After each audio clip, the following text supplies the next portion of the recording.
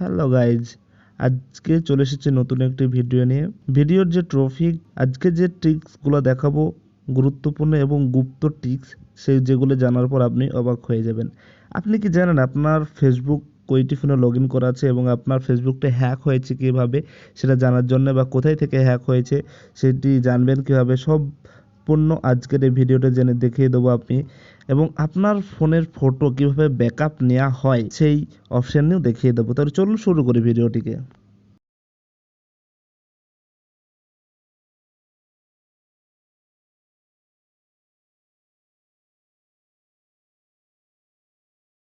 আজকের ভিডিও যেহেতু গুরুত্বপূর্ণ এবং গুপ্ত কিছু ট্রিক্স সম্পর্কে আপনাদেরকে দেখিয়ে দেবো, সেই ট্রিক্স বা ট্রিকের ভিতরে প্রথমে যে অ্যাপ্লিকেশন বা অ্যাপ সম্পর্কে আমরা বা তার গুপ্ত সেটিং সম্পর্কে আপনাদেরকে জানাবো, সেটি হচ্ছে ইউটিউব।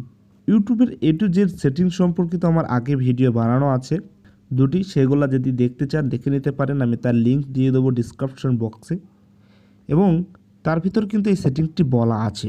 যদিও আপনাদের অ্যাট্রাকশন বা আপনাদের ভালোবাসার জন্য আমি আবারও বলছি, আমরা ইউটিউবের ভিতরে অনেক কিছু সার্চ করে থাকি এবং অনেক কিছু দেখে থাকি। এই যে দেখা এবং সার্চ করার যে হিস্টোরিটা থেকে থাকে, সে সার্চ এবং স্টোরিতে থাকা ভিডিওগুলো যাতে কেউ না দেখতে পারে, সেক্ষেত্রে আমরা কি করব, ইউটিউব সেটিংয়ের মধ্যে গিয়ে সেটিকে অফ করে দেবো।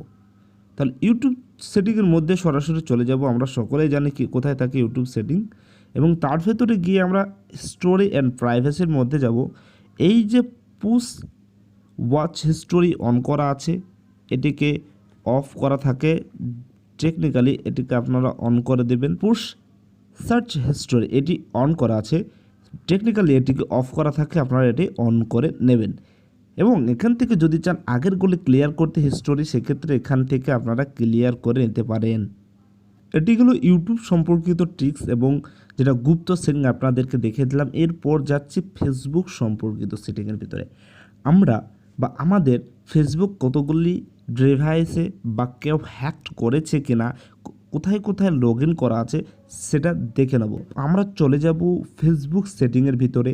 আমরা জানি ফেসবুক সেটিং কোথায় আছে বা কোথায় থাকে।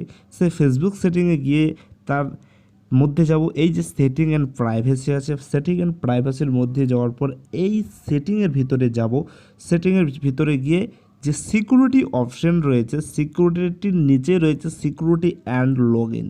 সিকিউরিটি অ্যান্ড লগ ইনের ভিতরে যাওয়ার পরে দেখতে পাচ্ছেন যে হোয়ার ইউর লগেড ইন, অর্থাৎ আপনার অ্যাকাউন্টটি কোথায় কোথায় লগ ইন করা আছে, আপনি এখান থেকে এই 2 নম্বর অপশান থেকে দেখে নিতে পারেন।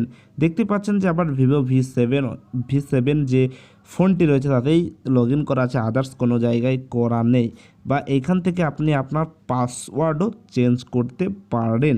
এবার যে সেটিং বা ট্রিক্সটি বলবো সেটি হচ্ছে আমাদের ফোনের গ্যালারি অ্যান্ড ফাইল সম্পর্কিত। আমাদের ফাইল বা গ্যালারি থেকে অনেক ফটো বা ভিডিও ডিলিট হয়ে যায় এবং সেগুলোকে রিকভারি করব, বা এই সমস্যার সম্মুখীনের একটাই রাস্তা, সেটা হচ্ছে আমাদের ফোনে রিসেন্ট বা রিকভারি যে একটি অপশান থাকে সেটিকে অন করতে হবে। সেটি অন করতে গেলে অনেকের বা যে সমস্ত ফোনগুলি, যেহেতু স্যামসাং এমআই এই ফোনগুলির সম্পূর্ণ গ্যালারিতে সেটিংটি পেয়ে যাবেন বা ফাইলে সেটিংটি পেয়ে যাবেন।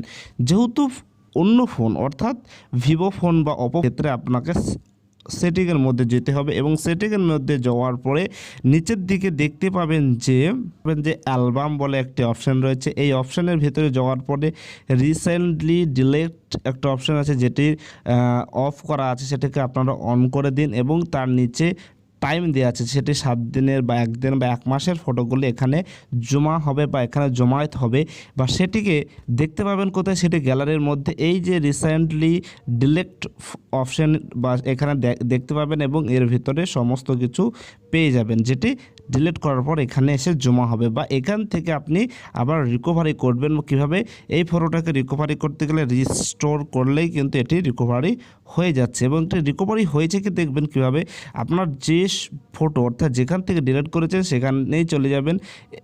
এই যে আমি এই ফটোটাকে ওখান থেকে রিকভারি করার পর এখানে আবার চলে এসেছে, তাহলে এইভাবে একটি ফোন বা একটি ফাইল বা গ্যালারিকে ফটো ডিলিট হয়ে গেলে সেটি রিকভারি করা যায়, সেটি দেখতে পেলেন এবং সেটি সম্পূর্ণ সেটিং থেকে আপনি পেয়ে যাবেন। কোনো নতুন অ্যাপ্লিকেশন ডাউনলোড করার প্রয়োজন নেই।